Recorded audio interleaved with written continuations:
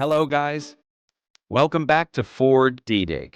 We often see black and white videos, but the lack of color can make the viewing experience less enjoyable. Today, let's learn how to add color to black and white videos with 4D file repair.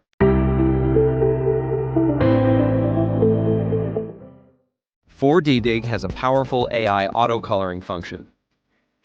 First, open the software and import your black and white video. Select Video Colorizer. You could drag the video files from your computer into the software interface.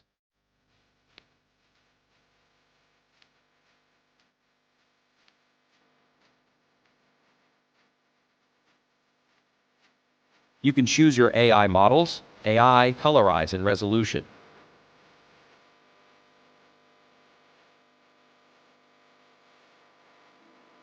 Then hit Colorize. Then software will export the colored video with a little help from AI and person tracking technique.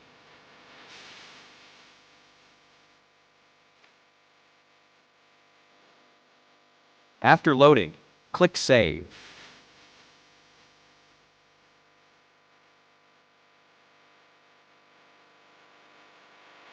And now, it's time to enjoy your colored video. That's it. If you like this video, please give us a thumbs up and don't forget to subscribe us. See you guys in the next video.